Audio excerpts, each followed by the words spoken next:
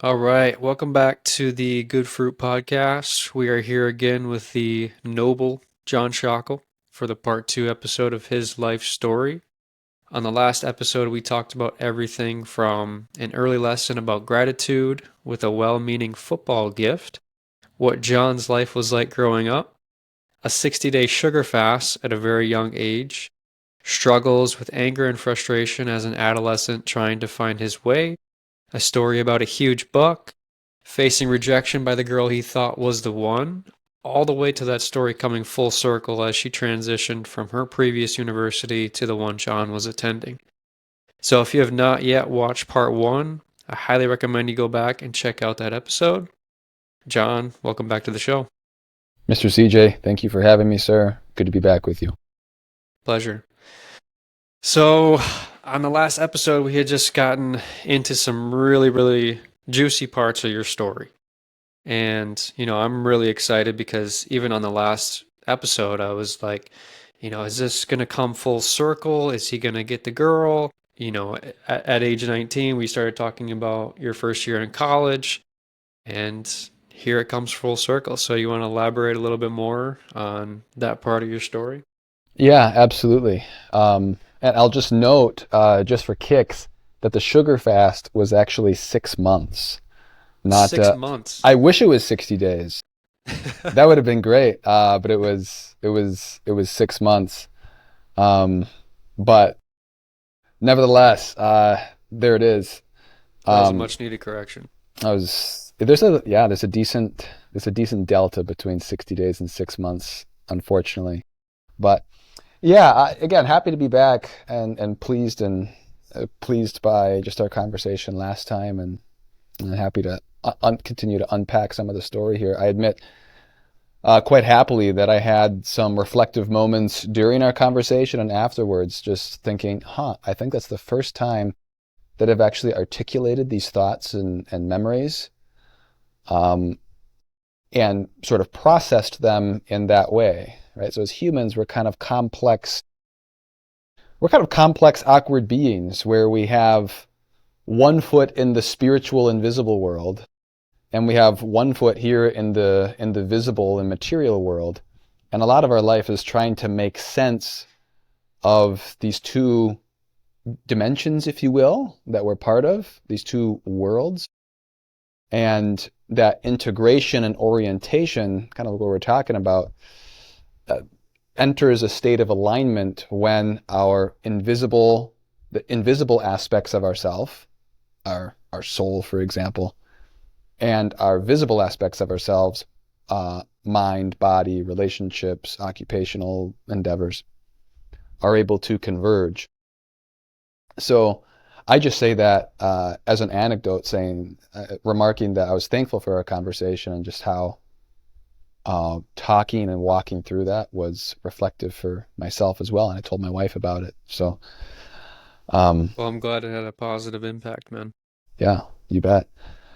Yeah. So, I mean, where we left off, we were coming off of that sort of signal moment to me of repentance, of humility, of that fall semester of 2015, where I was callous in some of my relationships, and unthoughtful, and I think just fundamentally like immature and self-seeking, and how that led me to a deeper state of just of wonder and um, finding more of an interior stability not built on the opinions of others or my own aims and goals, which just come and go so quick sometimes, right? So at this point, again, I was talking more with Rachel, who had friend zoned me 3 times over the 3 prior years before that, and she's not liking it at her university. And I'm kind of in a low, sort of vulnerable state here with trying to get my feet under me and like Was refigure it out who I am as a person. was it Madison she was at? Yeah, UW-Madison. So I mean, go Badgers, but uh, you know, I guess also University of Mary. My alumni love you, Mary. Um, it's a wonderful private university. So we're talking, and she's got a newfound openness. I think I've got a newfound openness to just like openness to just unexpected things in our lives, probably seeing things in a different light. It's a kind of shattering of self-confidence, initial goals that we might have had as we were entering the enterprise that is a university setting. And yeah, we were just kind of asking bigger life questions of, is this the place where you want to be? Are you studying what you want to study? Do you feel at home in yourself and like what you're doing? Um, and in many ways, for her at that point, she was not feeling that at Madison. She wasn't feeling that the immaterial aspects of her being, her soul, what we classically call that, the needs were being met very well.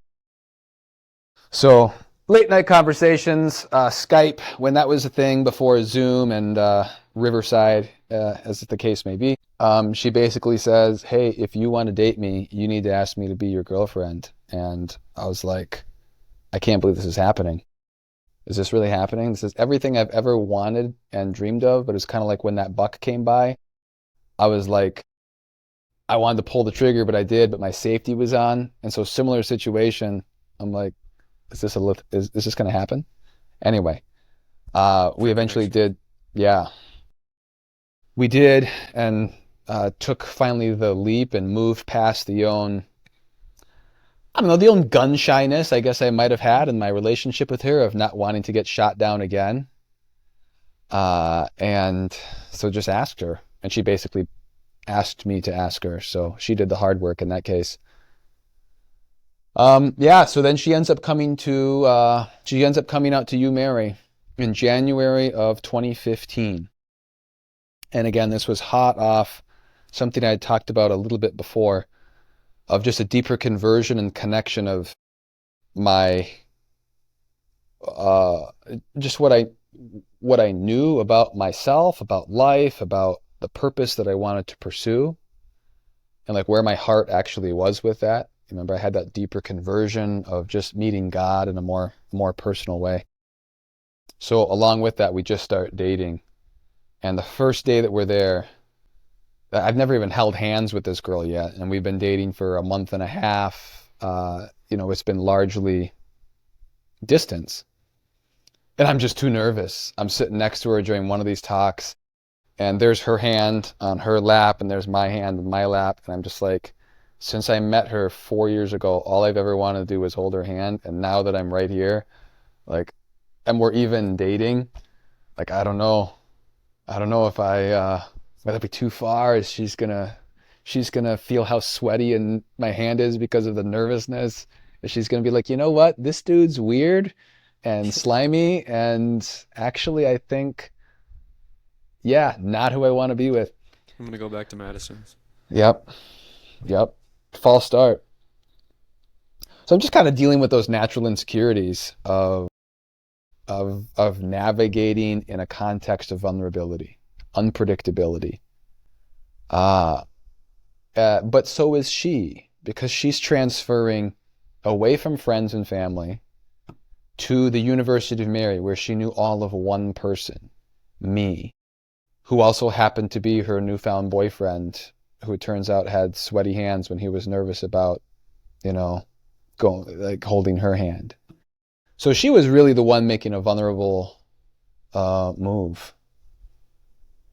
So we had a boundaries talk. I admire her for that. I was like, again, so giddy, like, I can't believe that I'm dating the girl that I've always wanted to spend the rest of my life with. And she's like, John, we need to talk about guidelines for our relationship. And I'm like, yeah, guidelines, absolutely. So she's like, here's what we got to do. This is here's what I have in mind. What are your expectations or hopes? It was just a good conversation, without getting into the details, which aren't like too terribly unique. It was basically starting the relationship off on the right foot by saying, what are your expectations for a relationship? What does it mean to be dating? What does this mean for just like physical closeness? What does it mean for emotional closeness? How do we navigate our own personal goals while also grow in union with each other? And so that was a pivotal that was a pivotal conversation for us, just like of like setting expectations and just wondering about what that means. And I'm so thankful for that because I think a lot of people go into a relationship not being super clear on like what is this other person expecting or hoping from me. Like there's obvious things like a partner, companionship, feeling close, feeling understood, sharing life with somebody. Um, but like when it comes down to it, like if I was to get disappointed in this relationship, how would that start to happen? Where would disappointment start to creep its way into the initial stages of excitement, and why? So that was a hallmark early in our relationship for which I'm deeply thankful to her. So she comes out to the University of Mary. She's studying to become a nurse. I'm still in the pre-med program, entering my third semester, probably about 50 credits deep into biological studies with a minor in theology. This is still your And first year, right? yeah, well, so I started spring of 2014, and I just completed fall of 2014, so I'm entering spring 2015, so it's my third semester then. So I was beginning sophomore year credit-wise. Yeah, so navigating new relationship, moving back to campus. I'm also dealing with this reorientation of my life, of my life's not about me. This sort of newfound, just moving past like a judgmentalism towards other people.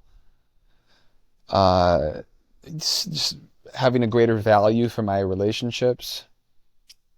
And also just wanting to share for me what was life-changing, which was an encounter with God, which reshaped my imagination and really some of the things that were burdens that I was carrying, things that I was feeling heavy about, down about, guilty, maybe even shameful about. And so I got more involved right away when I got back to campus in all the things that I had resisted for those first 2 semesters, which was extracurriculars in terms of like good Christian friendships. To me, it kind of felt like prior to that, a little bit of an unnecessary thing, and maybe even like a trap, a siphon of my time. I don't have time to devote to this. But I approach those more with like, wait a second, I'm far from a finished person, and I have so much to learn. So I got really involved, and even got more vulnerable with like working with some of my friends, and just like evaluating my friendships. Like, which friendships do I have? Are friendships of pleasure and fun? Not a bad thing. What friendships do I have that are friendships of utility and usefulness, maybe in terms of class studies? And like, how many virtuous friends do I really have that really care about me as a person, and that I know will bat for me, and that I would do the same? And I'm realizing, like, gosh, I don't have a ton of virtuous friends. I have friends who are virtuous, but I don't have friendships that are virtuous because I haven't invested the time, the thought, maybe even the vulnerability. I've been so ambitious about my own goals and protecting my own ego and um, insecurities, sort of muscle guarded, if you will, against like a mutual vulnerability with friends. So including Rachel in that, obviously, as we're dating, but also a lot of my guy friends in my dorm. And so spring 2015 was another one of those big, I guess wouldn't call it a pivot moment, but a pivot season of, of just my imagination expanding to other people's experiences, again, seeing them as another me, another I. Um, so that was really the season of life when my focus switched from the ego drama of John Shakal to the theodrama of this is God's creation, these are God's children, and I'm just privileged to kind of be navigating this territory with them. I'm really glad that we're kind of like charting this territory with your story because I feel like in the secular world and in popular American culture, there aren't a lot of discussions like that where you decide to intentionally chart out like your relationships. And as you were kind of mentioning with your girlfriend, you guys had started having discussions around like expectations and things of that nature. Like, what do you expect from her? What does she expect from you? And even kind of charting out a heaven versus hell scenario of like, if the relationship starts going this way, like I might start experiencing disappointment. I might feel like my expectations aren't being met. And so, versus in a secular world where you're not really having those types of conversations and you're kind of just exploring uncharted territory. And I think people find a lot of excitement in that, but there's not a lot of stability, reliability. And I think that's where people find themselves in relationships where they're like, they don't know how they got to where they are now. Hmm. And they feel disconnected from their partner, Yeah, the person that they're dating. And so I think it'd be cool if we charted even more of that territory, maybe dived a little bit deeper into that. yeah, yeah, sure. Um, well, again, I think in our last episode we talked about what the Greek, philosophers, Plato, Aristotle, and others identify as the telos, and Greek just means the end. So the final good for which we're created and oriented. And that any kind of good in the meantime is good, but it's an instrumental good. It helps me arrive at that goal. So if my goal is to win a Super Bowl, that's my telos. I see every practice, every workout, every run, every decision to eat healthy, um, growing in camaraderie with my teammates as instrumental, real goods, but also as instrumental goods that bring us to a common and final destination, which is hoisting a Lombardi trophy. And to your point, I think the same is in a relationship, that one of the reasons that we do see a lot of dissatisfaction, in the dating world, which is almost catastrophically dissatisfying now compared to, witness or testimony that we'd have um, from prior days and decades. We see that the stage isn't necessarily set for end. There's still a thrill of the journey. So here is like not a critique of like secular dating as such. It's just a critique of, or really an appraisal of, are people getting what they want out of their relationships, their real, like authentic relationships, whether it be romantically, whether there be a romantic aspect to it or not. Maybe it's just a good platonic friendship. So just to consider, like, what's the end of this friendship? Like, what makes a friendship good? What kind of what kind of questions do I ask a person to really plumb the depths of the mystery of the other person? And that's where the thrill of living in relationship really starts to manifest and unfold for not only me, like who that person is and all of their infinite dignity, but also helps unfurl for themselves, like, who am I as a person? We just can't do that by ourselves. Case in point of what I was saying of having this conversation last week with you, it's not until you started asking some of these questions that I start to kind of reflect on, like, what was the hidden significance of uh, that sort of social fallout that I had with my friend group fall of 2014. So do we have friends that are going to ask us questions of, are you happy? How do you know what happiness is? How are you going to know when you've arrived at happiness? What are threats to your own happiness and flourishing? Only when the stage gets set towards the final good, then do our situational decisions finally have a directive and a purpose. And that, I think, is maybe what we're observing in the secular world. It doesn't have that conversation of a final good because there might be a skepticism of a final good at all. But one certainly doesn't need to be a believer, CJ, in heaven or hell to be able to say, I'm either happy or unhappy. This relationship is either helping me flourish and contributing to my growth, or it's ultimately a withdrawal of my emotional bank account, if you will.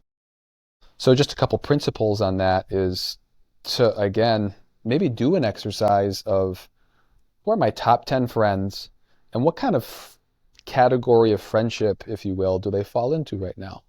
More of pleasure and enjoyment. It certainly doesn't need just to be like physical enjoyment. It could be playing cards together, video games together, smoking a good cigar together, who knows? But also of utility. Is this person like mutually useful to me and I to them? And then again of virtue, like are they contributing to my building up of my health of mind, body, and spirit? I think people would be surprised in assessing their friendships on like where they arrive in conclusion to that. They might be surprised by, you know what? I don't have consistently deep conversations with people. I often dead end with just the practicals.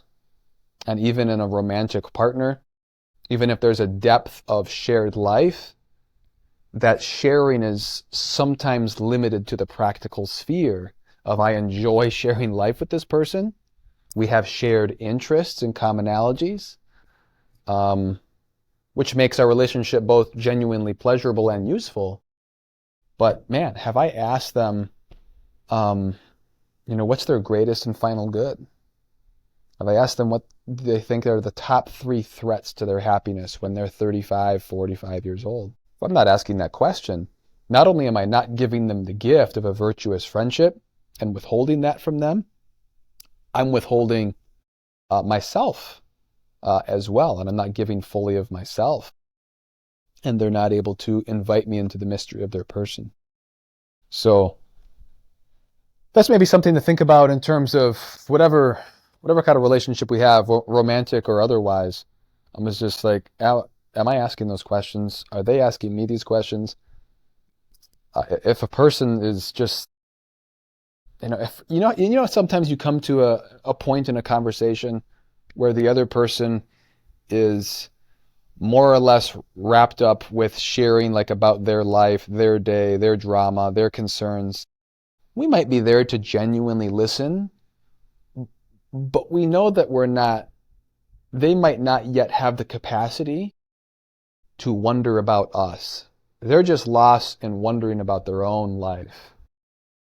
And so do we need to say, this person doesn't have the capacity to bring me to a real state of flourishing and growth? Or B, is there an opportunity here for me be able to say, hey,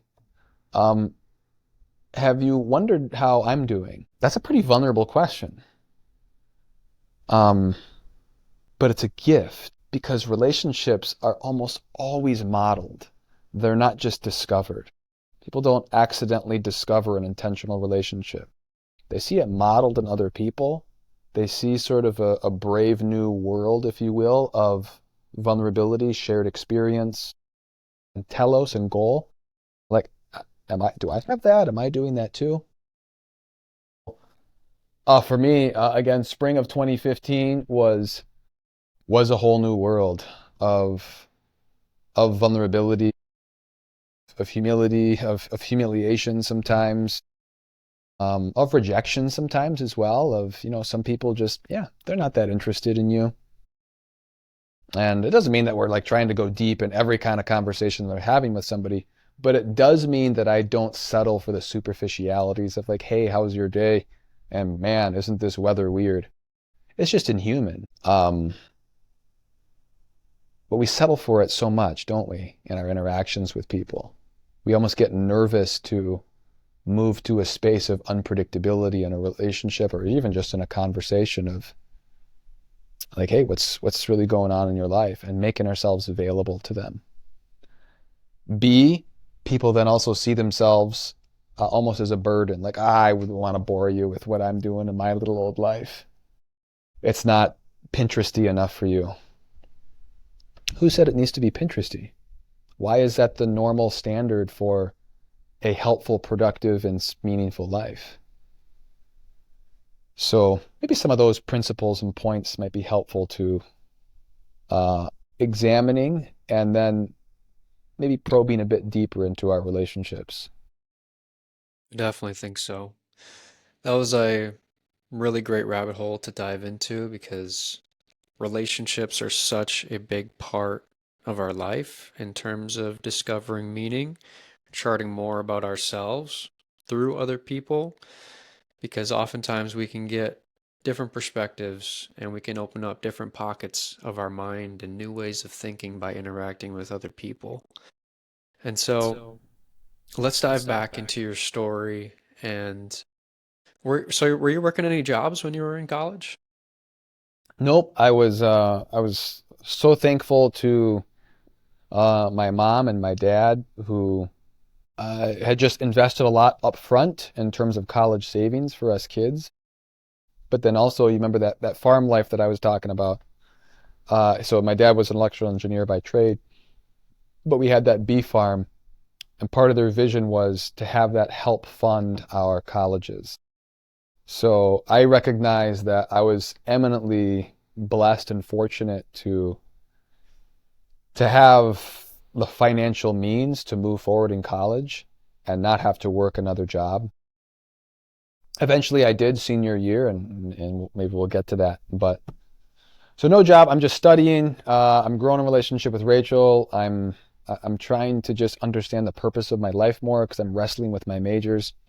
So also in that spring semester, I changed my major 2 times. I go in and I'm an occupational therapy major originally, actually, in a pre-med route. And then I switched to athletic training because I really like sports in a pre-med route. And I'm still kind of wrestling with that. What As sports were you interested in? mostly baseball and football in terms of professional sports. Otherwise, I also played a lot of frisbee, discing with people, if you will. So I'm still very interested in playing baseball and following baseball. No more Uh, wrestling at this point? Not as much wrestling going on with my dad. That's more transferred to my kids, and so we usually wrestle basically every single day. There's feathers flying out of pillows. There's spit flying through the room, loose teeth on the floor. But yeah, so a couple stories from the spring semester. Uh, so first of all, some of those relationships that had been hurt in the fall semester, again, just kind of because I was living from my own smallness and kind of uncuriosity and almost a kind of, not intentional, but a kind of irreverence for other people. Um, Really just because just thinking of myself and in my adult life, people hadn't really modeled for me maybe what does it look like to be a generous person in college. In my spring semester, I'm trying to repair some of those relationships. I remember a couple of my friends, um, like getting together for that with them for breakfast or lunch between classes, and just saying like, "Hey, how you doing?" And also like I recognize that I was not a great friend last semester, and maybe even the spring semester before that, and recognize that I have maybe offended you, or you maybe felt neglected or overlooked. Um, I'm sorry about that. And they were very receptive to that. It wasn't anything dramatic other than for me getting to a point of, can I apologize to somebody who I don't really need to apologize to? What do I mean by that? What I mean by that is um, my relationship with these two individuals that I have in mind I wasn't interacting with them as much. They weren't like part of my friend group anymore, if you will. And so it wasn't like I had like a motivation of, hey, I gotta like win them back and win back a friend group and like get back the good old days. I think I realized that that ship had sailed a little bit, right? We evolve so quickly, our relationships can evolve and new friends enter the fray, especially in college. And so this was for me apologizing, not because I thought that they um, were gonna, yeah, how would I say? Not because I wanted to gain something from them, like the good old times again, but because I knew that I'd done something wrong and I felt like I owed it to them in a sense of justice to try to reconcile with them. And not just apologize, but reconcile and say, hey, like, not only am I sorry about this, I realize that I kind of owe you here. There's this book, it's called Extreme Ownership by Jocko Willink, Yeah, and familiar with it. it's it's basically along this concept of taking complete and utter ownership for everything in your life, and that even extends to the people in your life. And I'm finding it really interesting that you had developed this sense of ownership. And honestly, I think Christ is one of the best examples of extreme ownership. I think Jocko would be really fascinated with learning more about Jesus from that perspective. But so, where do you think that you developed that sense of ownership? Did you read Extreme Ownership, or was it someone in your life? Yeah, I haven't read the book. I've seen some of his material on YouTube, and someone shared it with me, and I've shared it with others. He gave that TEDx talk that you might be familiar with, which has how many million views at this point. Um, I think firstly, I certainly learned it from my parents. Subconsciously, though, right, and when we're coming of age, we don't always have the tools of maturity to be able to practice ownership. So we understand it as a principle, but if I haven't matured to a point of seeing that um, I can, I can see that I failed, and that it was my fault, and that other people were hurt. So it wasn't just a private failure, and then have the tools to be able to see like I've got to do something about this. Ownership is a pie in the sky, right? So I think I learned it from my parents as a principle and in practice from them, but myself probably not as much until in college. I remember one time I was speaking with a good friend of mine, Chris, who was a good college buddy of mine, and he taught me ownership in a relationship, and he really challenged me. Man, he was both, man, gosh, what to say about Chris? He was a huge personality, first of all, and everybody loved Chris. He was very likable, intelligent, funny, but also very vulnerable, so very challenging. He was really challenging to me because I had a lot of my personal identity staked in I am sort of in common masculine characteristics of I'm strong, I'm stable, I can get through this even if I have to white knuckle it. And he was somebody that just showed up and he was comfortable with his own brokenness. And I, at this point, was not still like, I was still kind of processing what that meant. Like, comfortable with my own brokenness, like, and my own inefficiencies and inabilities. And like, the context of relationships. I was still feeling kind of really insecure as a friend. Like, I don't know if I can be a good friend. Like, I've let some people down here. I've realized the shallowness of my own life a little bit and how the dominating motivation was really what I got, like friendships that were pleasing to me and useful to me. And he really humbled me again, um, because he showed for me what it meant to be a man, like a real man, who was strong in vulnerability, was strong in just like not having life together. Um, I remember this one time we had really grown in relationship, and our brotherhood and friendship had taken off. Um, but you know how in relationships you sometimes develop a rapport with people, and a rapport, like a chemistry, if you will, sometimes has ingredients that are really fun and helpful, but also they're kind of irksome. So we love chatting about all sorts of things and spending all sorts of time together. That's part of our friendship rapport, that common shared experience. But also, we had like little things about each other that this is maybe a new word for you and our listeners, that were picadillos. A picadillo is a little something about someone else that is annoying and that we find somewhat aggravating, but not enough for us to bring it up to them.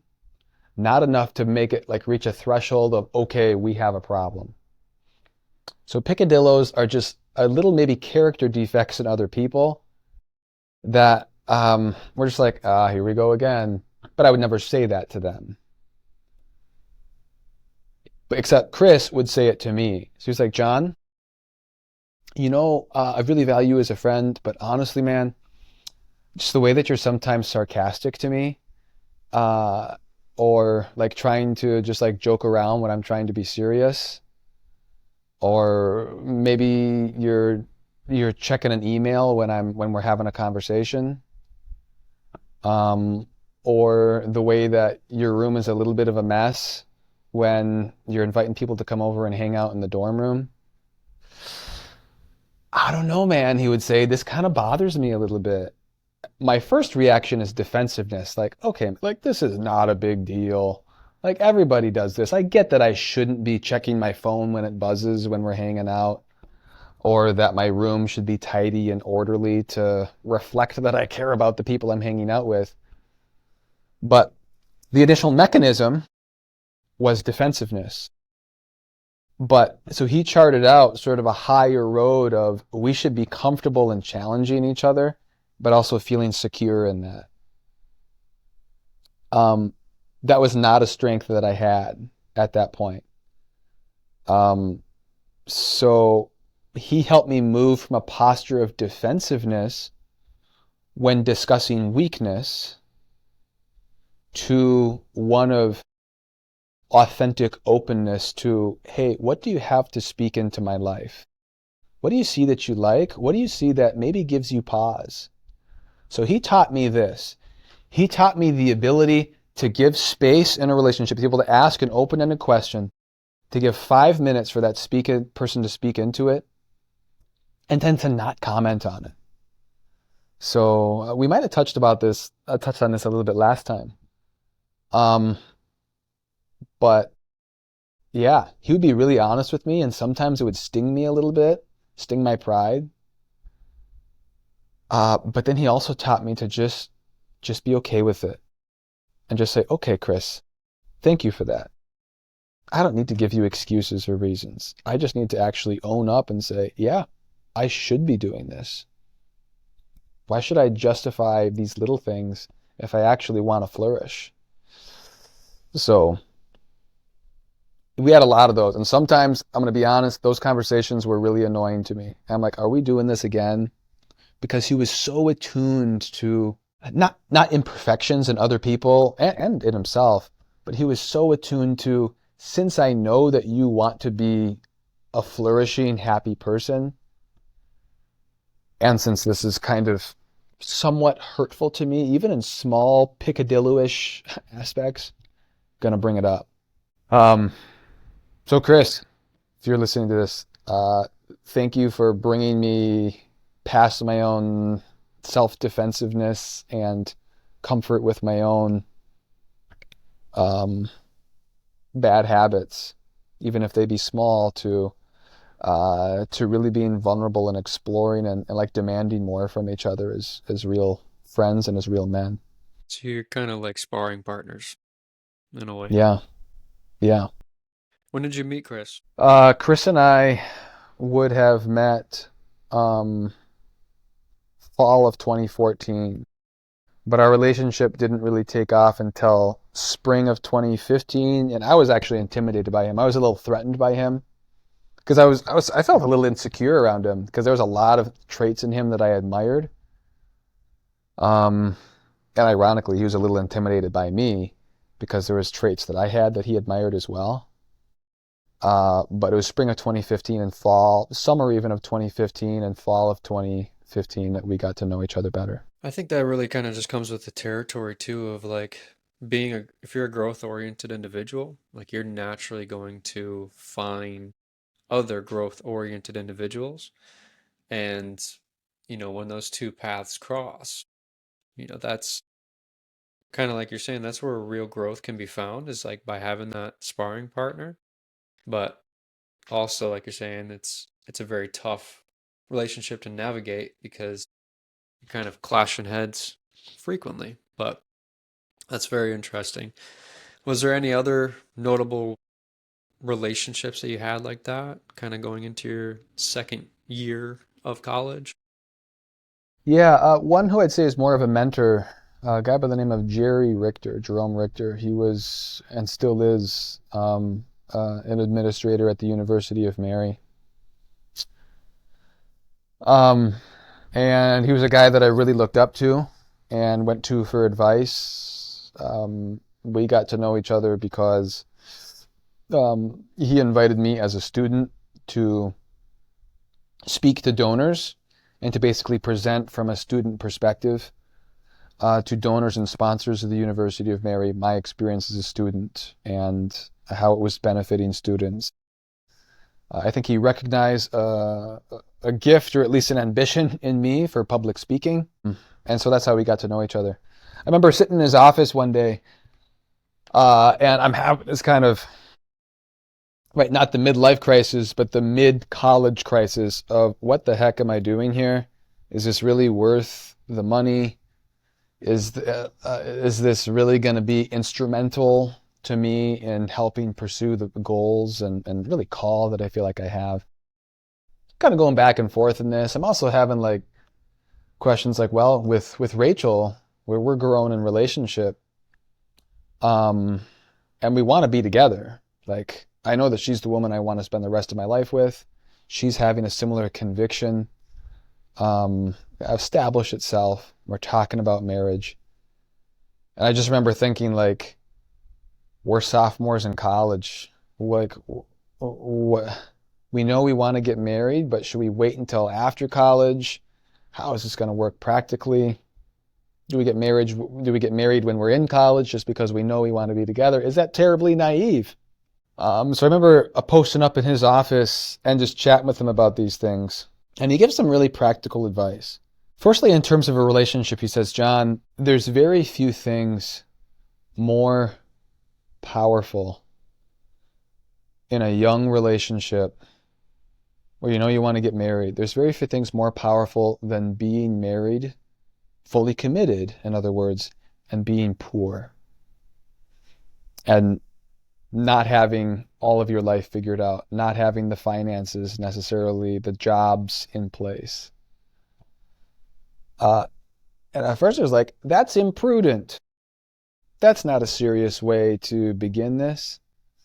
You're just jumping in blind. That's irresponsible.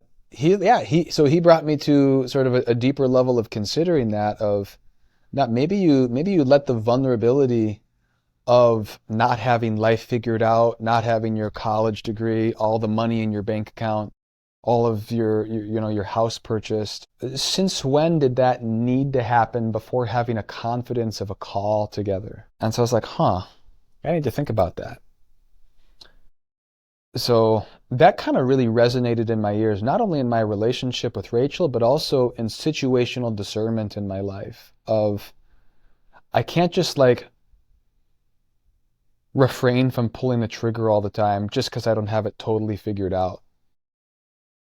To be prudent is to also take some calculated risks. If I'm confident that Rachel's the woman I want to spend the rest of my life with, why do I think that I need to have all of these other things perfectly figured out before then? Who said that? And why? When did people start saying that? Is that a modern notion? Is that a notion that's driven by anxiety, fear, nervousness about not having stability in life individually?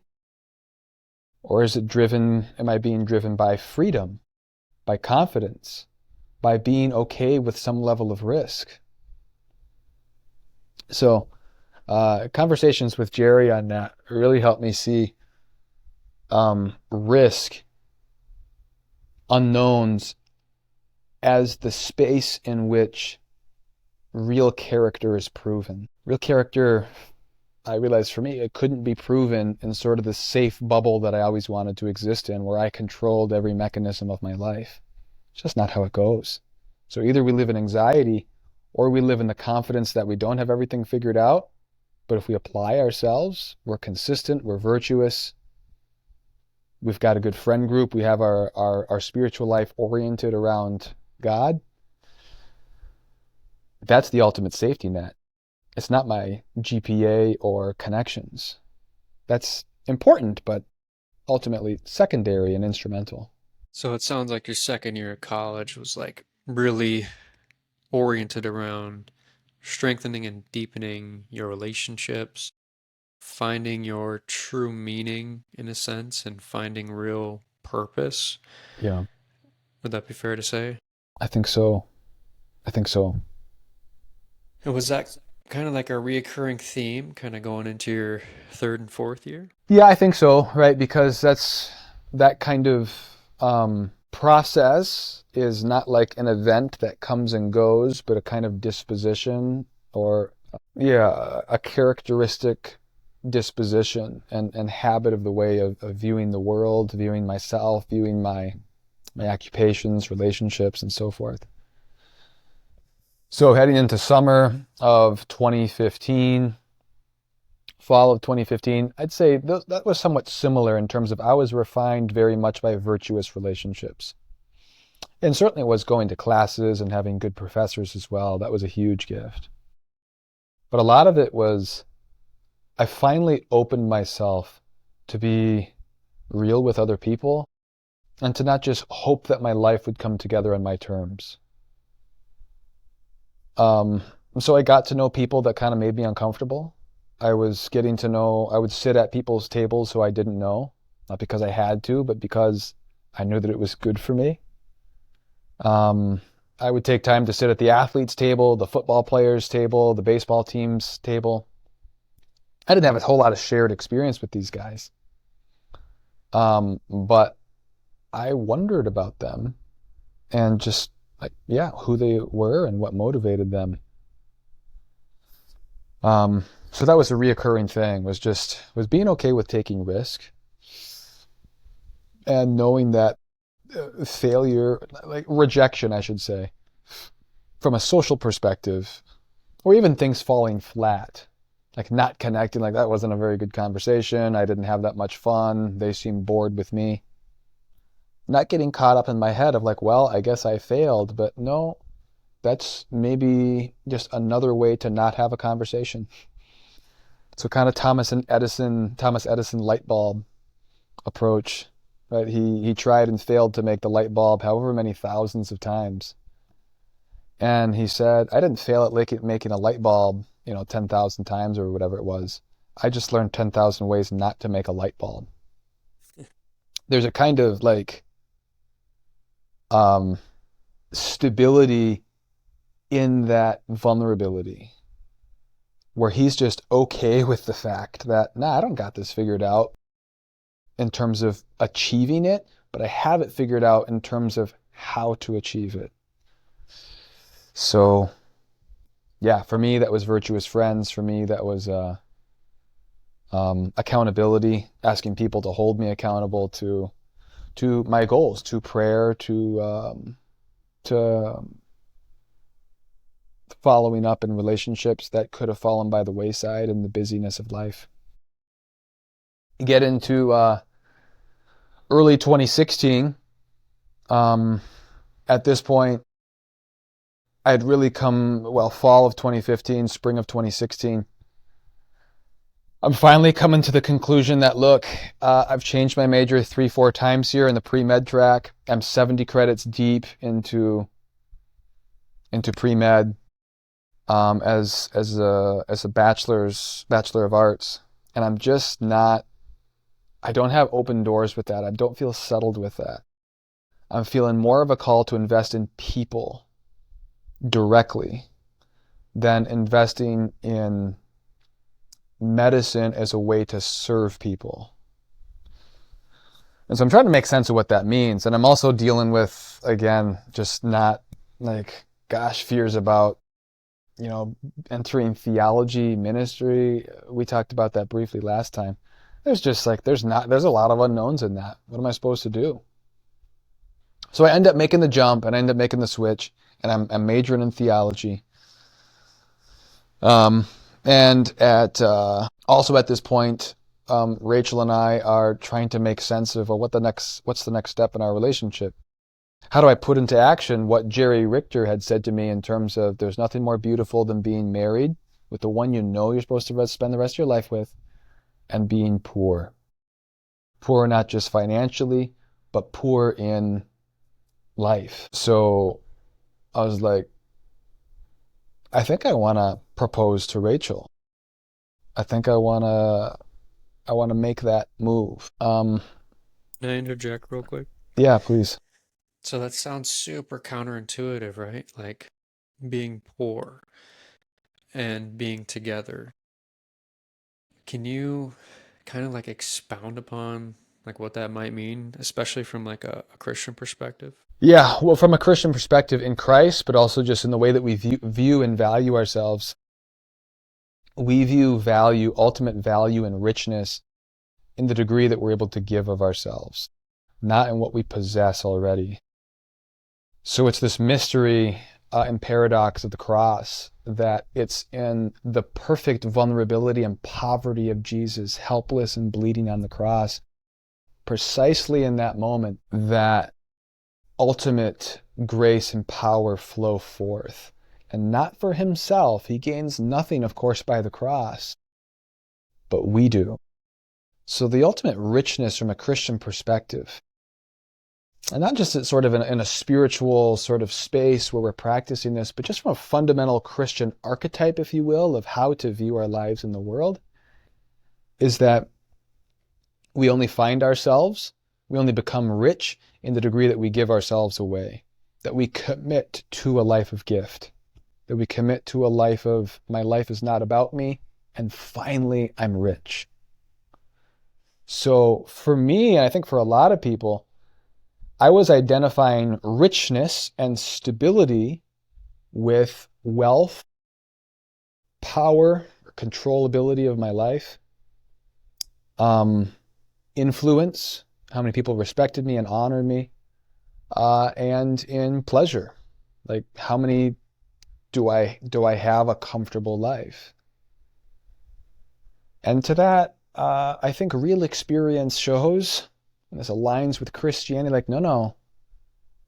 Um, it's in giving that we receive, as St. Francis says. So, marriage, where a lot of people, I think, and again, there has to be a practical sense of prudence and discernment of, am I emotionally stable right now? Am I crippled with debt right now? Would it be wise to to covenant and marry somebody else to $75,000 of debt? Maybe not, especially with the possibility of children afterwards. So sure, there's factors that need to be considered. But just from a standpoint of evaluating what does richness and stability look like, I was like in a stage of transferring that value from wealth, power, pleasure, influence, if you will, to one of gift. Not in what people were giving me or what I was receiving, but to, if I can have a mechanism in my life, a stable mechanism by which I'm always able to find myself through a sincere and total gift of myself, which is expressed at its highest form in humanity and marriage, how is that a disadvantage to me? How is that a disadvantage to my goals of pursuing my career? Of Rachel even thinking about her career. So she's navigating like, well, at this time, by the way, she had taken a break that spring semester. So like, yeah, I don't know if I want to do nursing. It was really tough for her, but she took a semester back. This is before we were even engaged. And she's like, I'm not quite sure. So she starts to work full time in Bismarck, 10 minutes away off campus. Gosh, no, that's fall of 2016 she starts doing that. And we're both kind of exploring this together. Like, what is stability in our lives? What prepares, we want to get married, but how can I like make a full gift of myself? What does it mean to have my life figured out? So both of us are, I think, really being purified in our messaging system from here's what life means, here's what it means to have life figured out from a worldly perspective of just like material achievement and possession to a more holistic sense of achievement and possession, that I possess myself when I give myself. It's a paradox. I mean, it is a paradox because we can't map out in a science book or something like when you empty yourself in terms of self-gift, then you're finally rich. No, no, that only comes with the territory of risking it, to try it. There's only one way to sacrifice, and that's by risking comfort. There's no other way to there's no other way to find oneself by giving of oneself other than by leaving a status quo of comfort behind. So I'm starting to experience this as a student and getting more involved in helping other people, Rachel as well. And that's when it clicks for us of like, hey, we could get married. I could propose to her and get married. And even though we're not rich financially, even though between us we only have one car, if we know we're supposed to be together and we have a kind of stability in our life that makes this, um, achievable, we should do it. We should risk it because that's what we're banking the rest of our life on anyway. Is I, John, take you, Rachel, to be my lawful wife. Why? To have and to hold from this day forth, for better, for worse, for richer, for poor, in sickness and in health, to love and to cherish, until death do we part. If that is the telos of marriage, the end of marriage, I can't get to that point without taking the leap to enter that point. So, yeah, we're getting into summer of 2016, and I make this, and I recognize that our conversation here is not just about my relationship with Rachel, but it's certainly deeply formative in my character as a person and my own journey. I'm planning out this, our engagement, and I've got my sisters, again, 5 of them I got my older sister doing a little bit of scout work for me, seeing what Rachel would like in terms of a ring, because I wanted to surprise her. I guess I've always viewed myself as a bit of a romantic at heart. And so I wanted to have there be a thrill and an unexpectedness, even though she knew I was going to ask. But I planned out a trip and was able to buy a ring and do a lot of things with the help of others without her really knowing that it was coming. So that was fun, and that was the beginning of, that. So, how did you propose? Well, we had on our bucket list to travel to the Bean and the pier in Chicago. And so I had looked up local churches in the area, beautiful ornate churches, and I had the ring at this point. And I'm looking for an opportunity to, well, I planned it out like, here's where I'm going to propose. This is not a beer, by the way. This is a LaCroix, which you actually supplied. So thank you for that, for your gift. Responsibly so. Yeah. So we get down to Chicago. I should probably also make a disclaimer as well. This kind of looks like it could be a beer too, but it's a Liquid Death sparkling water. A very ironic name. I know. Yeah. The reason I support that company is because I'm kind of a marketing nerd, and I think that they really crushed it because with water, you usually see Aquafina or Fiji or these like really life-giving names. and then you have liquid death. And Mm-hmm. so it's definitely more of like a marketing scout for me, where I'm kind of Mm-hmm. recognizing the skill involved. Mm-hmm. Well, that's good. But back to the bean. Yeah, back to the bean.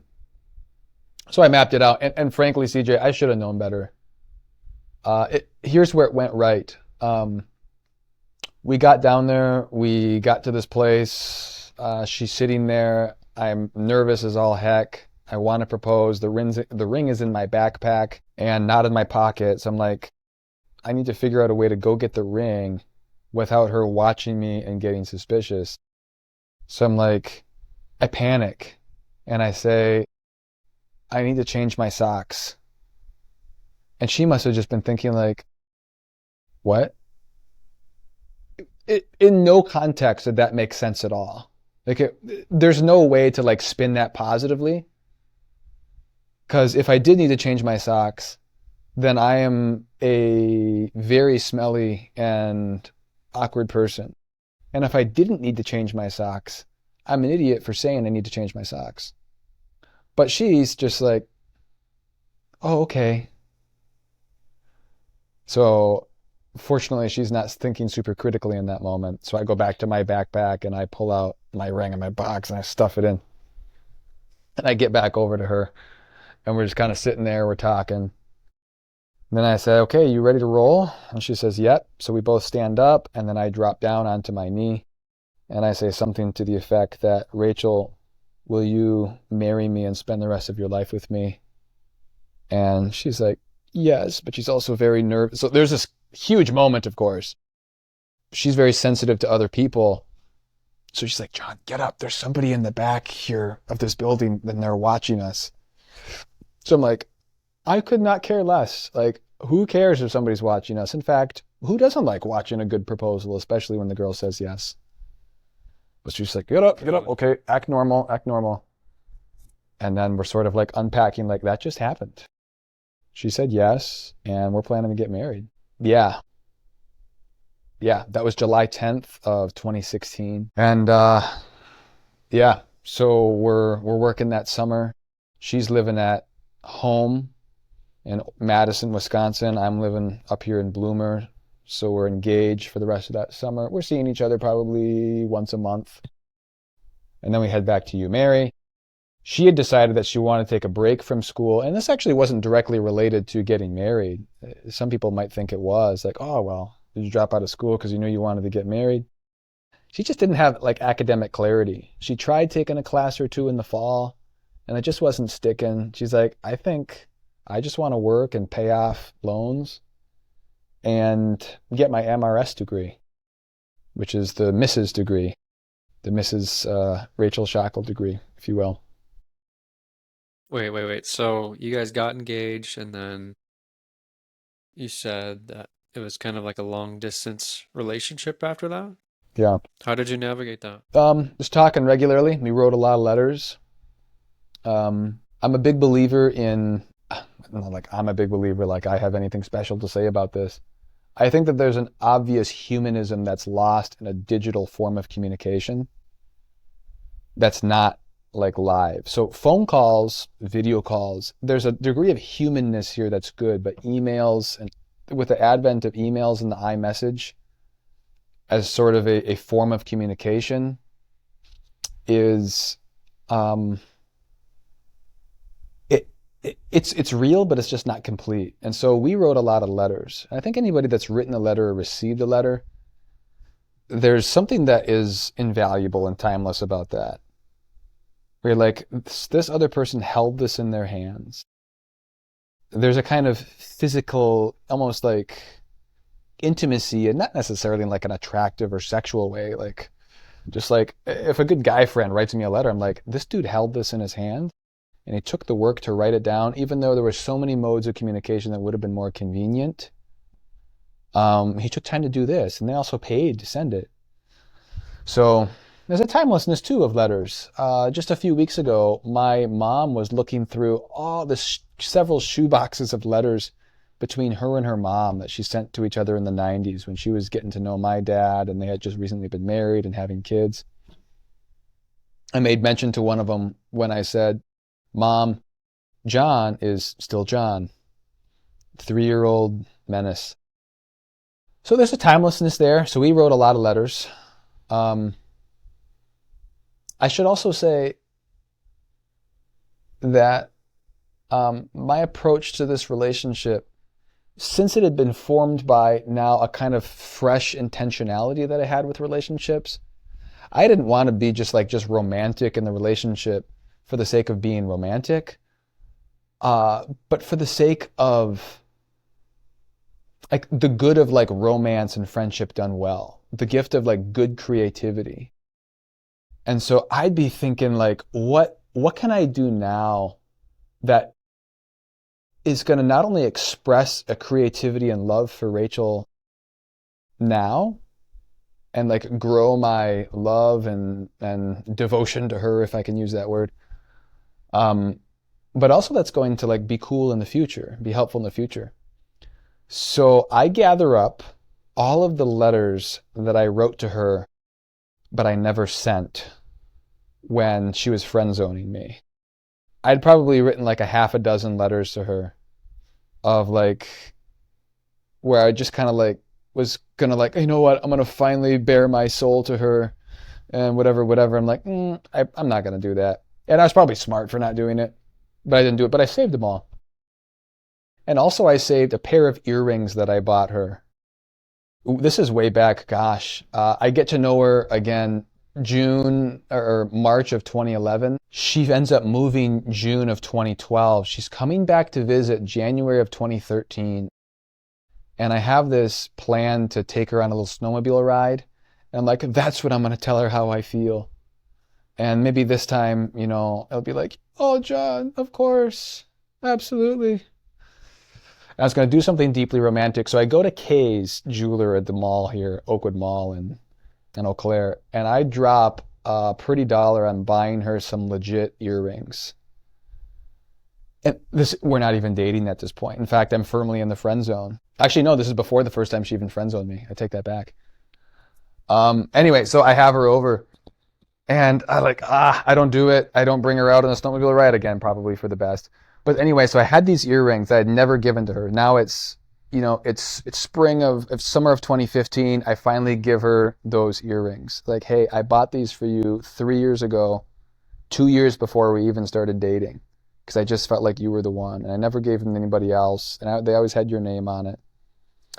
And then I also had all these letters, and so um, I took those letters and other significant things like from our relationship, a couple letters we exchanged with each other, and I preserved them. I put them in a capsule and I buried them in a location that I can't disclose here, just in case Rachel watches this later.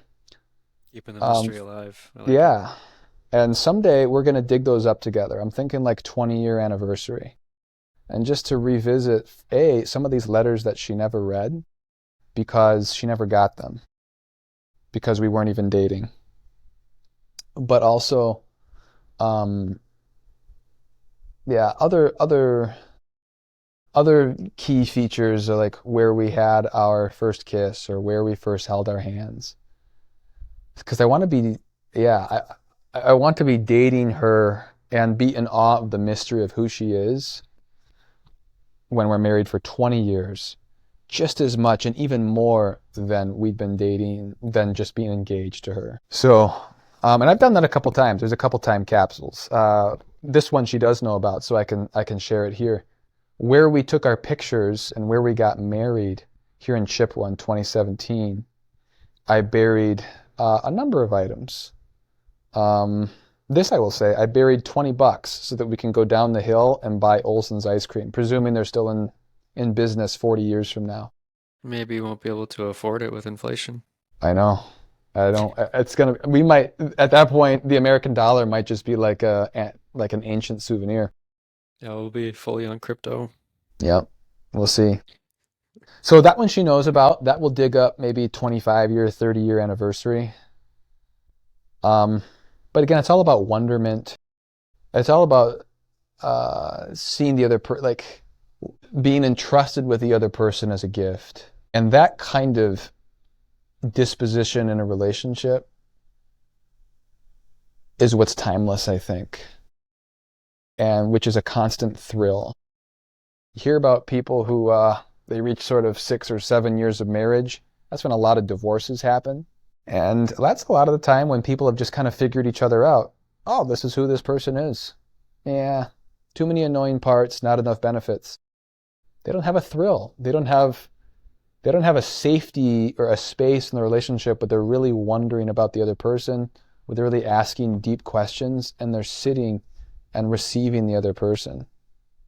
So their dialogue is, again, I mentioned this last week, their dialogue is a conversation so that they can respond practically rather than just, wow, Rachel, thank you for sharing that over the last 5 minutes.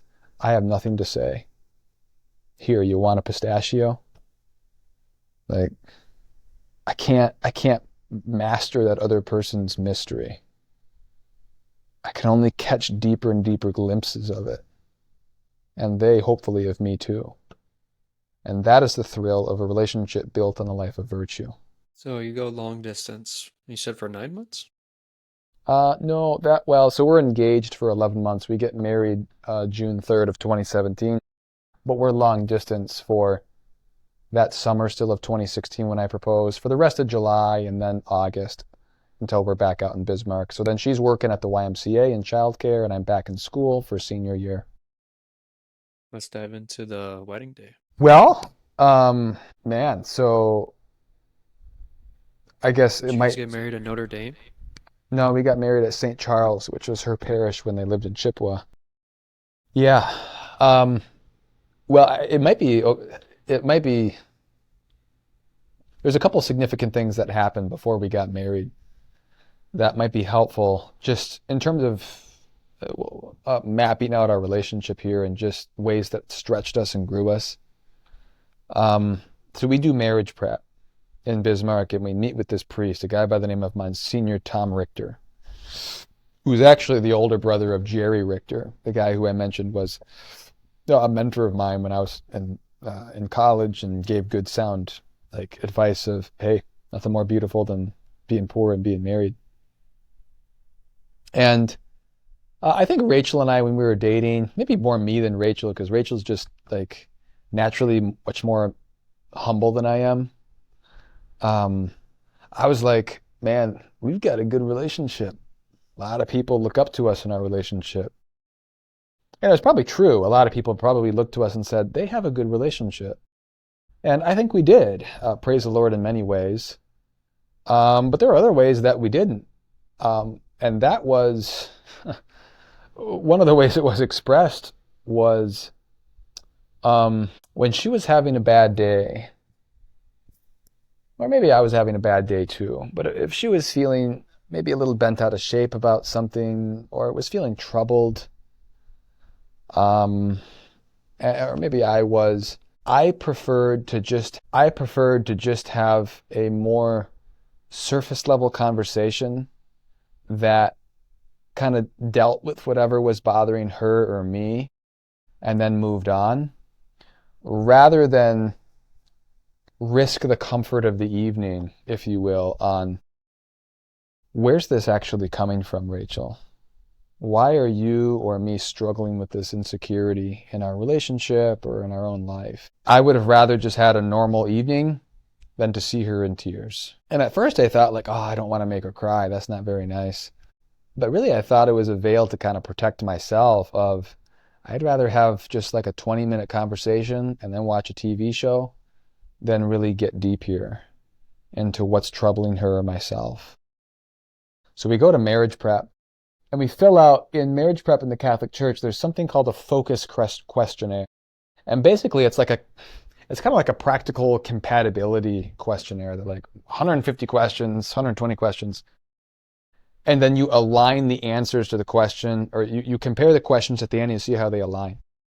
We had some decent disagreements of like, a lot of times it might have been a question of, have you talked about finances and how that might be a struggle?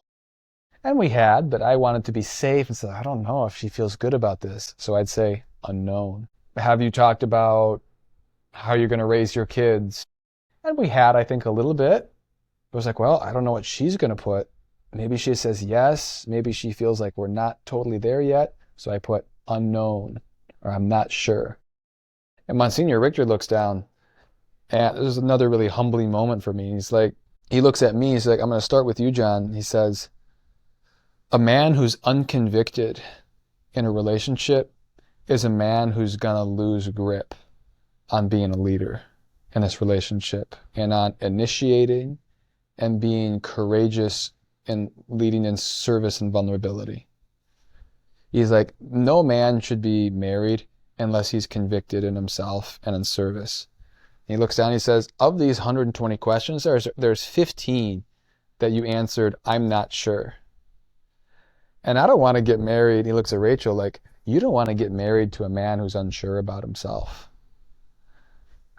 The thing about that was, CJ, is not that I was unsure about how I felt about it. It was, I was unsure if Rachel and I were really reconciled with that yet. And the reason that we probably weren't is not because I didn't think that those were valuable conversations for us to have, but because I just didn't want to take the time.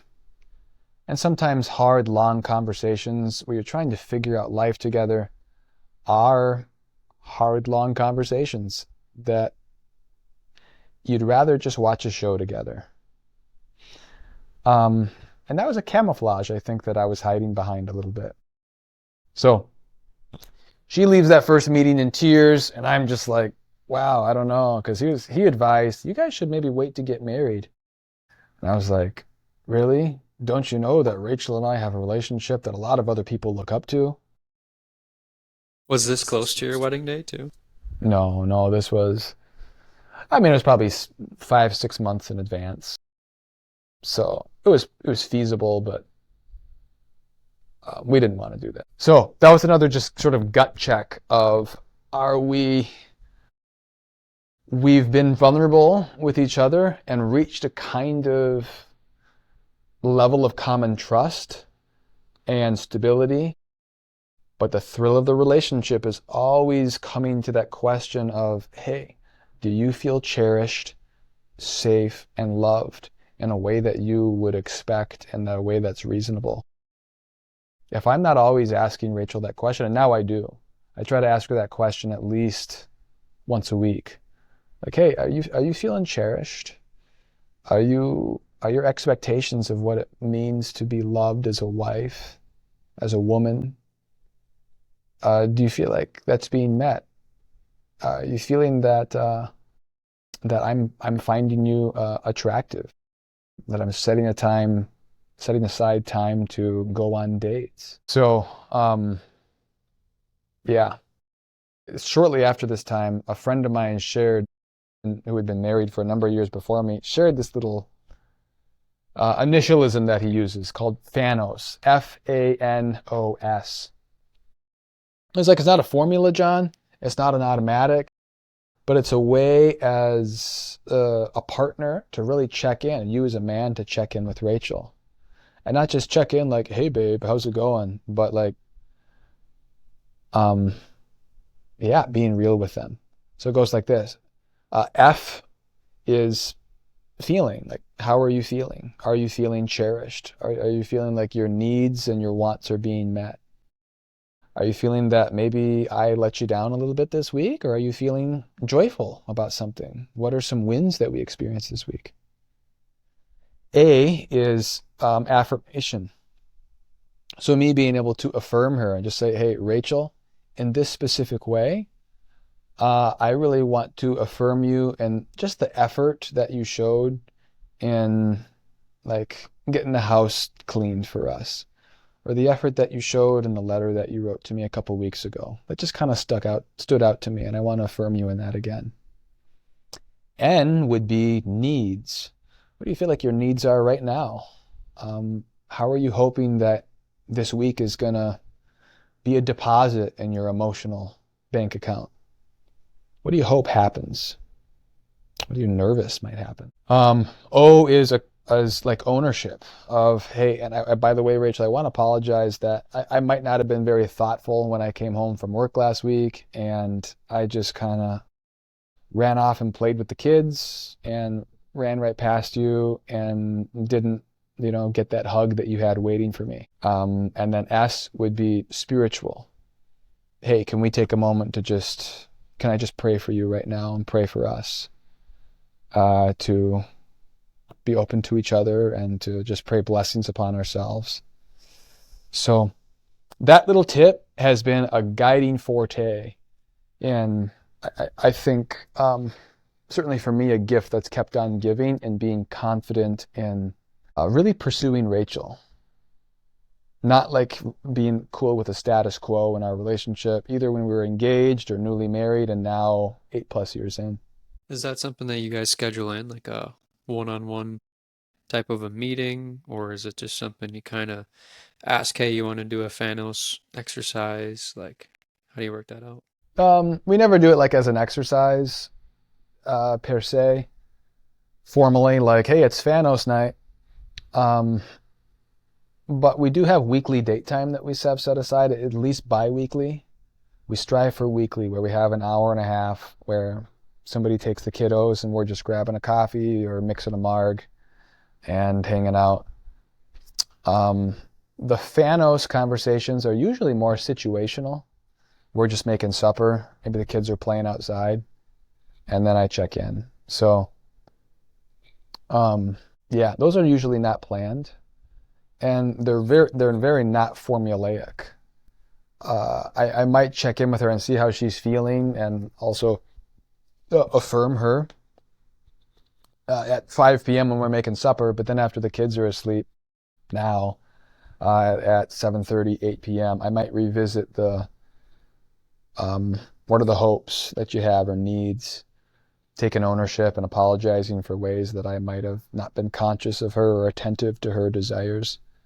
And yeah, maybe lead us in a little prayer.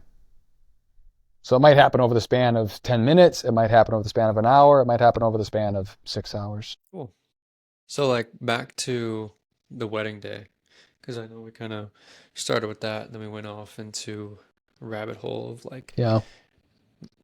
Thanos. And Mm-hmm. so, what did so is that St. Charles?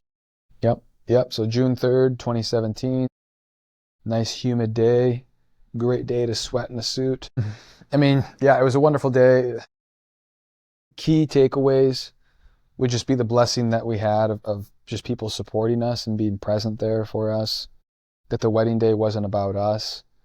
It was about the gift of life and being together by the people who, like, I came from a family and she came from a family. We don't, our marriage is not ours.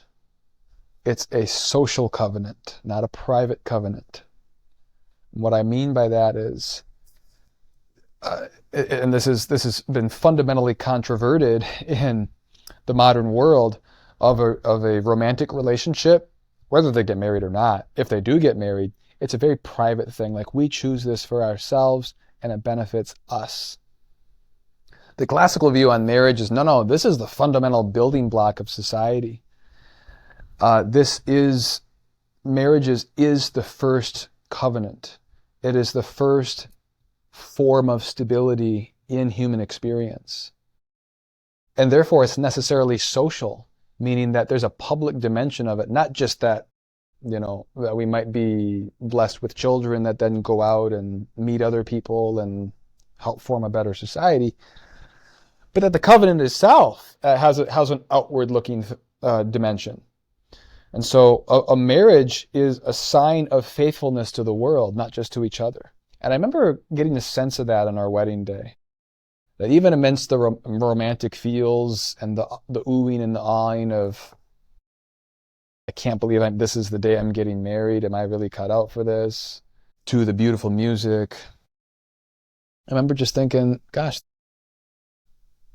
there's 300 people here who are witnessing a commitment to something more. And so that really settled in, I think, pretty quick for Rachel and I, but it was a feature of the day, the wedding day. Yeah, generosity of other people. Everything is gift.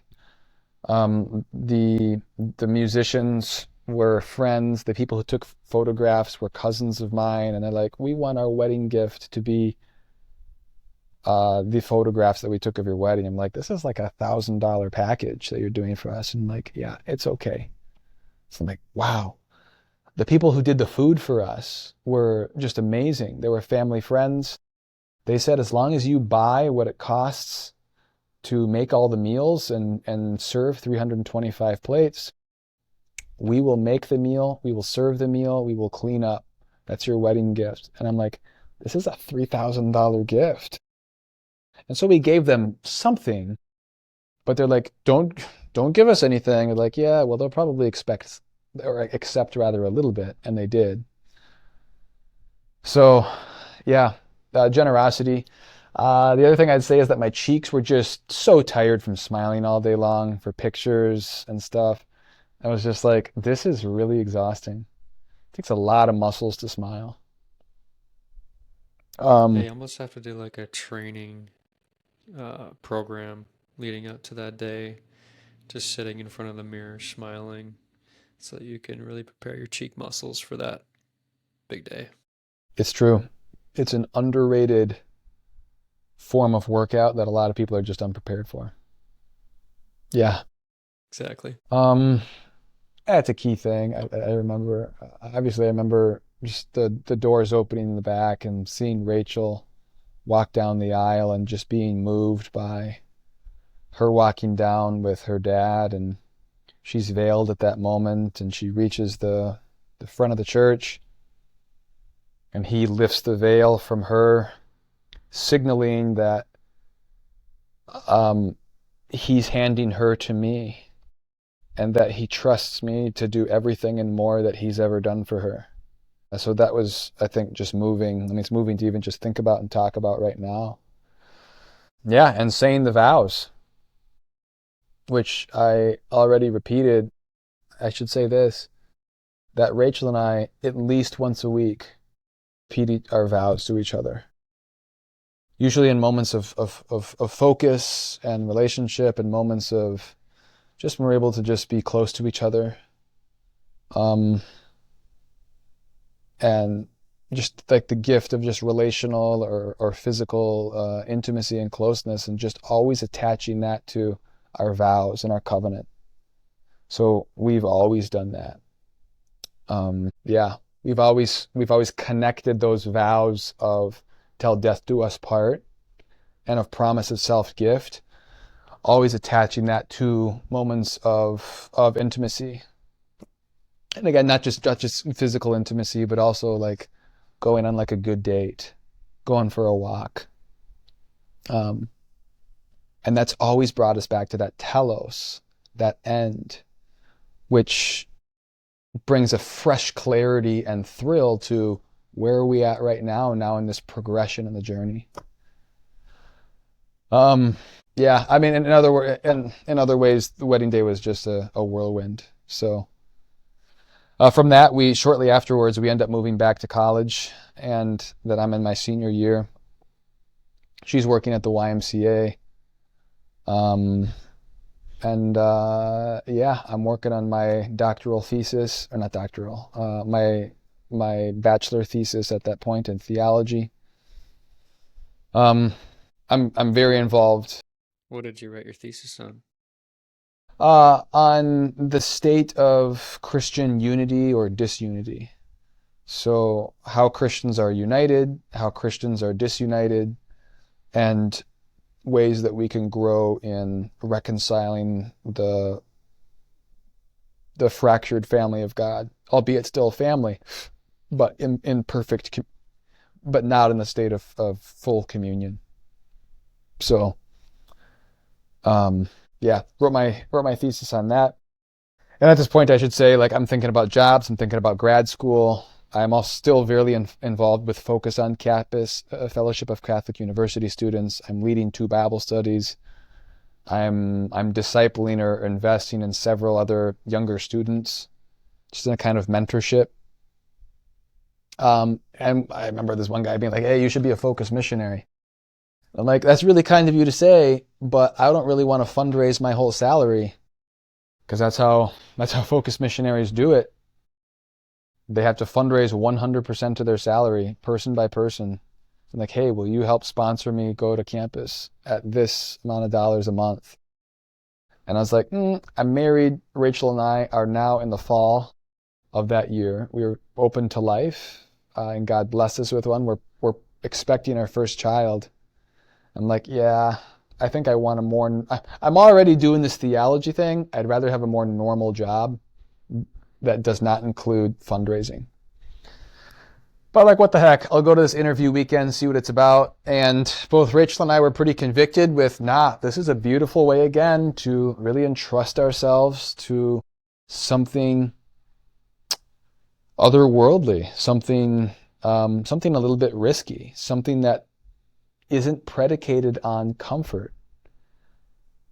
At least not have comfort be the drive, and just simple practicality be the driving force of all of our decisions. And so we wanted to really just trust that maybe this is something unexpected that we wanted to do. So we went down to this recruitment weekend and we're like, you know what? We're doing it. We're going to be campus missionaries. We're going to fundraise our own salary. And so, boom, there was the next level of maturity of I'm not going to stake my happiness in a perceived sense of control that I have in my life. I'm going to stake it on a call. I'm going to stake it on a purpose. I'm going to stake it on meaning. I'm going to stake it on mission. And we did. And we got fully funded. Praise the Lord. We met a lot of people that were able to support us in that. And it was a thrill, man. We were, after graduating spring of 2018, we were on college campus for 3 years, getting to know college students, having babies on campus, raising kids on campus, allowing students to have a glimpse into this is married life. This is, as a scrappy 19-year-old, them being able to see that is a baby 10 feet away from my classroom. What the heck is going on here? And to be able to connect that kind of real life to the things that I was grappling with when I was a 19-year-old in campus, which was my own personal endeavors and how is this actually going to be realized practically in my life, especially if I'm called to marriage. So bridging that gap for students was a role that Rachel and I were really humbled and privileged to be a part of. Yeah. What was that like? Like, did you guys have like a sales pitch? Like, not like a sales pitch, but like a script that you would go up and talk to people and you kind of knew what you were going to say and things like that, or On campus? yeah, like for fundraising your. Oh, yeah, there's a pitch. Yeah, I mean, uh, yeah, I mean, there wasn't any secret that we were looking for sponsorship. The basic jingle, if you will, was this, that there's a need for college students to be in community, be in communion and relationship with God and other people. College students are at a historic rate unhappy and living not only unfulfilling, but frankly just dangerous lives when it comes to sexual promiscuity, when it comes to interaction with alcohol and drugs, that party life. Like, do you see this as a problem? They're like, yeah. I'm like, so do we. So here's what I would propose then to somebody. Like, I know that you would want to make a difference here and you have a stake in this. You want to make a change, but you're not really able to because you have your job and your family and your career.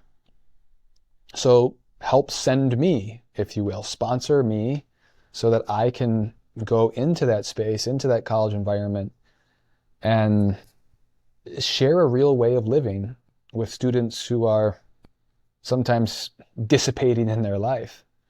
So you can't go, that's okay. Go by sending me. And people are like, you know what? Look, if I'm going to be generous with my money, I want it to be like in a directly impactful way where it's not disappearing into some corporation or group, but it's actually sponsoring a person that I know, that I've spoken to, who have like laid out a plan of how they're going to do this. And they can, especially in today's world, with a kind of skepticism of globalism and corporatism, people were very open to more of a personal entrustment with their generosity. So yeah, that was how that went. And I was like, who's going to want to do this? I'm nervous about this. 96% of people ended up being very receptive, very excited about it, even if they were only able to give $5 a month.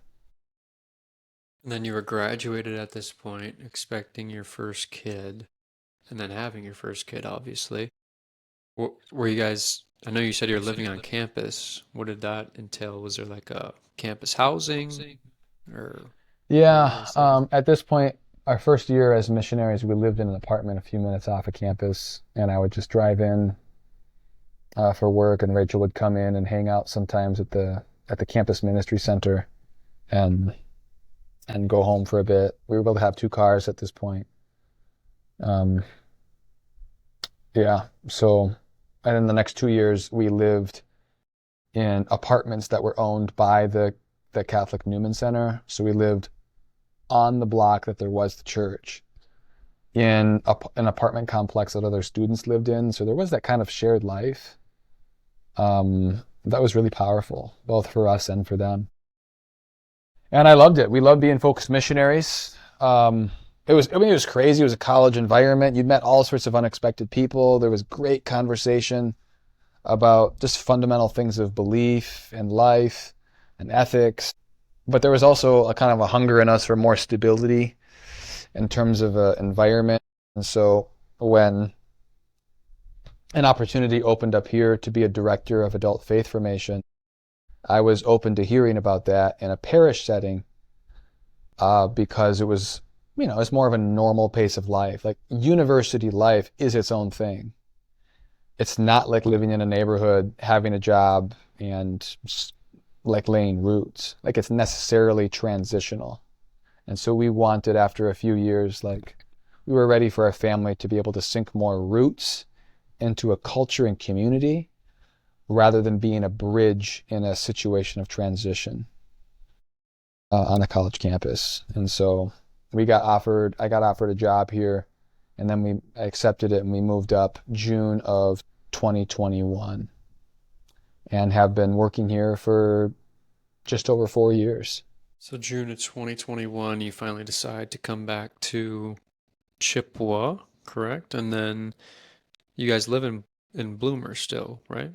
Yep. So just north of Chippewa, maybe 15, 20 minutes, depending on who's driving. So what made you want to come back?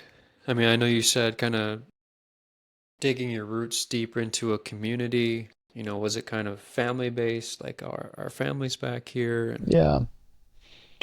That's a good question. I think it's both of those things. It was both just uh, recognizing that our family, now that we had kids, we had 2 kids at that point, and we were pregnant with our third. Um, and we were able to be very generous in our relationship, and God has certainly been very generous with supplying us with a steady stream of children. So we were looking for 2 things. A social context, broader community context that we could sink roots in and raise our children with. We wanted to be able to raise our children with other families who had children who wanted the same thing as us. There's something that really happens in adults when they have children who are raising children, and then realizing and then asking the question, like, who do I want my children to grow up next to? So it was that. And we love Chippewa Falls. I think it's a great place to live and to grow. But B, it was also family. It was recognizing the um, the fundamental and just like historic, but also biological sort of reality of what we call a family tree has been delimbed and pruned by the modern world. Where until 15 minutes ago, to be family meant that you lived in intergenerational connectivity, where it was normal for when a man and woman came together and had children, that to some real and living day to day, or at least week to week degree, that was within the context of a broader family tree. that it was normal for grandparents to interact not only with their children, but also with their children's children. Um, and so, yeah, we wanted our children to really know their aunts and uncles, and we wanted them to like be able to learn from their grandparents. Now it's like you get three kinds of family situations at least. And so a brief description of this is there's radical individualism, where I just need myself, I'm going to invent myself, I'm going to leave my family or my situation behind, good or bad, and just say, I'm going to redefine who I am. And maybe even a couple might do that. They might get together and they're like, yeah, we're basically living together and we're having a family together, but it's because we both just happen to have the same goals. So it's radical individualism and self-inventation. Second is better, but it's the nuclear family, where a man and a woman commit to a common goal, that telos, to that end, and this is what our family is about, but still they might not have practical roots or a context for that. They might live across the country from their family and have really not a whole lot of interaction with the parents that they came from, their siblings, and so forth. And I would here acknowledge also that sometimes people might come from a broken family and like, yeah, I don't want to raise my kids knowing my parents. But isn't it true that that's probably the exception more than the norm? Yet the norm is more than the exception, that people are sometimes just very distant from their family of origin. And so the third way or context of family life is when a man and a woman raise their family with a tribal mindset, where they see their family as part of a bigger family tradition and picture. And I don't just mean tradition as sort of like some cultural memory, but as a living witness to a way of life. That when that's captured well, that's what makes a culture and a family strong. And when that's not captured, when that's not lived, that's when you have an identity crisis in terms of not only families, but also marriages, and then also individuals. So there's a narrative there. I guess I might, to close here, an analogy might be, to close on this point, the analogy might be if you're reading a book. The radical individualism just says, you're writing your own story, you're the play, this is your play, you're the author, and you are, above all, the main actor. And that's like a period in a paragraph, or a sentence in a paragraph of a chapter of a book. A more nuclear approach to family might be, no, we got to be together and we're going to have our children and we're going to settle down some roots. And that might be like a chapter, but a chapter in what? The tribal mentality is, this is a chapter in a book. And just as we shouldn't pull a chapter out of a book, just as we know that if we pull a chapter out of a book, I should put it this way, just as we know if we pull a sentence out of a paragraph of a chapter, we know that we're not going to have a proper context of how to interpret that and move from that.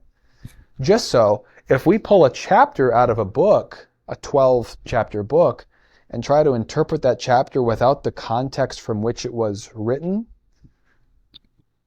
a nuclear family without the context of some kind of tribal family, tribal ownership, the family is going to be in crisis.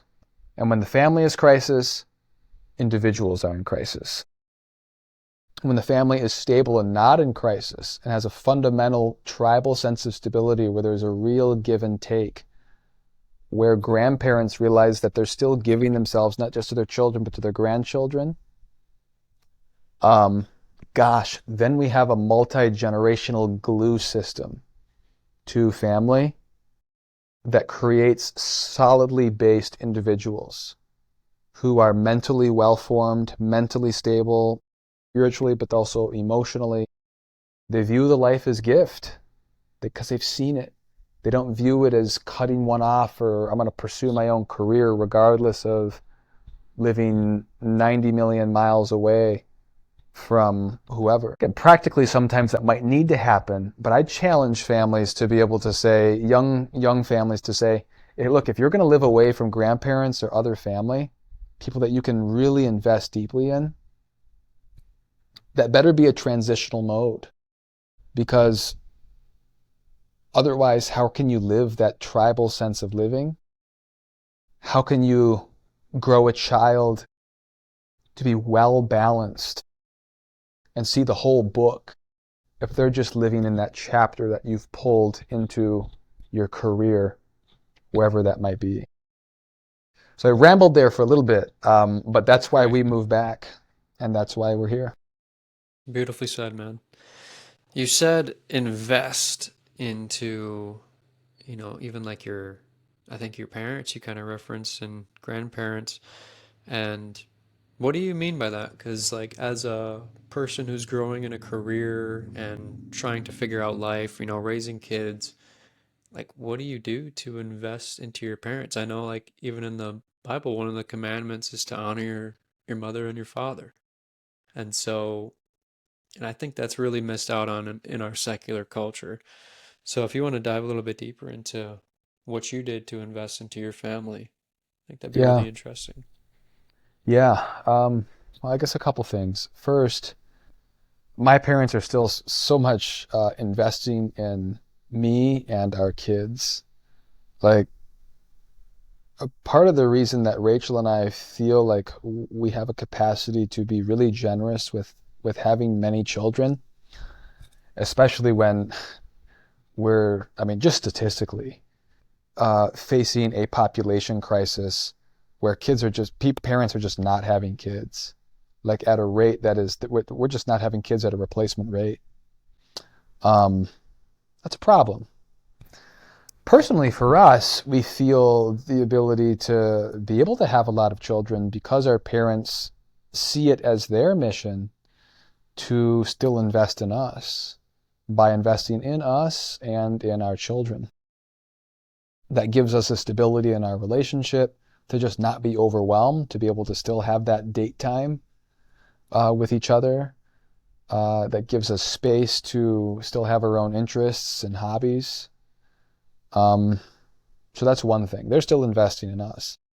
Secondly, we're investing in them um, by also giving them the opportunity to invest in their grandchildren. I think we've been able to see that they don't just view it as a chore, like, oh, I got to watch the kids now. They see that since we're living from that Christian perspective of gift, we see life as a gift. Life is irreplaceably important, infinitely full of dignity, and they step into that when they're hanging out with the kids. They see that reality. How we invest in them, um, yeah, sometimes it feels like a one-way street because they help us right now a lot more than we help them. But we also invest in them by giving them grandchildren. They live on a farm a quarter mile away.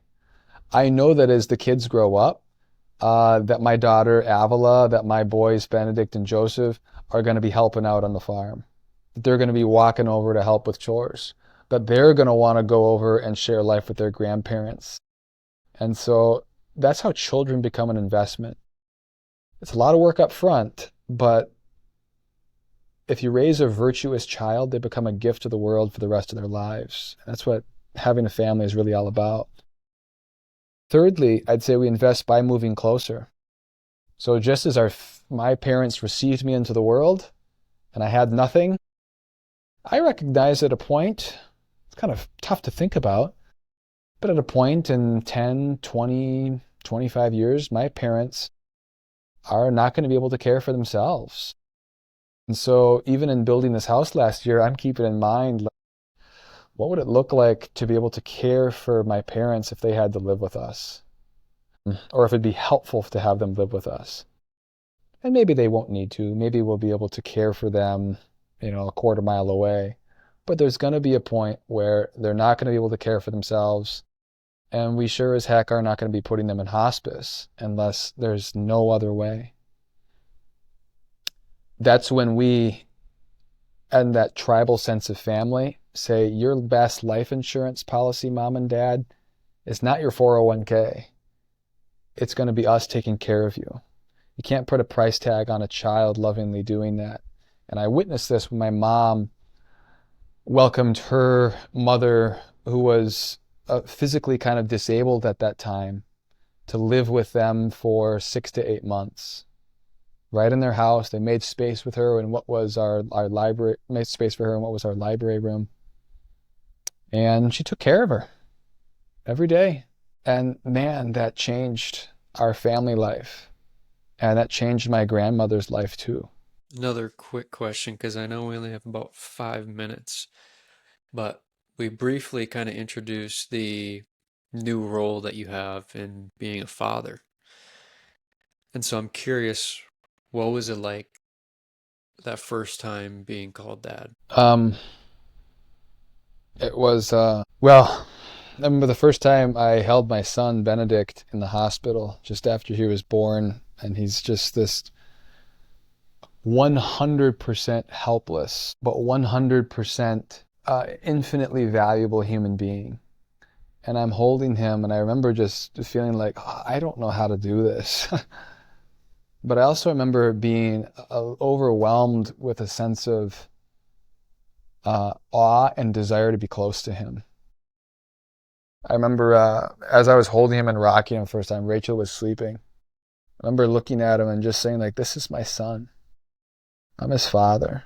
He's going to call me dad someday. And just the greatest desire that was welling up in my heart was that he would always be close to me. That he'd always, that we would always have a special closeness in our relationship. When he's 7, but also when he's 57. And yeah, I was just moved, and nobody else is in the hospital room, but I'm just I'm tearing up a little bit and breaking down, like, son, never leave me, because I'm never going to leave you. So just a desire to just be close, to be held, to be able to hold him. Yeah. Now that kids call me dad, and I get to come home and they say, Daddy, and they run up and they tell me all about their day at a pace in which I can't possibly absorb. Being a fixture of stability for them that gives their personal identity a sense of freedom and happiness, even if I might not be feeling free or happy, or I might have just had a long day and I'm stressed out. I've learned to become very reverent with that reality. And sometimes it's easy to just brush past and, like, hey kids, how's it going? Okay, I'm gonna go sit on the couch. But in moments of reflection, when I'm able to kind of pull back the veneer of what I'm situationally feeling and seeing, like, here's what's going on. These little human beings are growing in a sense of relationship with you, which gives them a personal sense of security in their identity and worth that frees them to do something amazing, that frees them to be able to live courageously, from virtue, from risk, from entrepreneurship. And it all starts with you just looking them in the eye when they're 5 years old and say, I love you. And I'm always going to love you. I'm always here for you. To be able to say that every day to them, to be able to, when I put them to sleep every night, give them a hug and I bless them and I say, God the Father in heaven loves you, and he has a wonderful plan for your life. And I bless you in his name as your daddy, in the name of the Father and the Son and the Holy Spirit, just on their foreheads. That can be the story that they fall asleep to. That they don't have to work for my approval. They've already gotten it. They don't have to be nervous or afraid of his dad gonna be mad at me or upset at me or reject me or approve of this. That they can know that they're always going to be held. And I hope for them, even in my imperfections in doing that, that it brings them to encounter their eternal Father, not just their earthly Father, but their eternal Father in a way of clarity. To be able to see that I'm their imperfect dad. I'm a broken vessel, but I'm a messenger of a message, and that's message is that they have an eternal Father. Those would be some key parts of fatherhood to date. Sounds like a very meaningful role, and I can tell it's very meaningful for you. With that being said, John, we are at time, unfortunately. Maybe if there's space, you'd consider joining us again for a part three because we haven't even gotten to the present day yet. We're still at talking about child one. We need to talk more about child two and, really get from all the way back to your childhood to where you are now.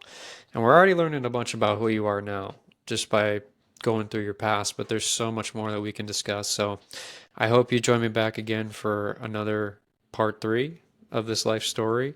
And I just want to thank you again, John, for being gracious with your time and taking the time to really think about some of these things that have happened in your life. It's going to be really helpful for a lot of people in so many different ways. So appreciate you. Yeah, yeah, CJ, appreciate you having me on, and I'd be happy to be back on the show to keep chatting about this and other topics of interest. Amazing.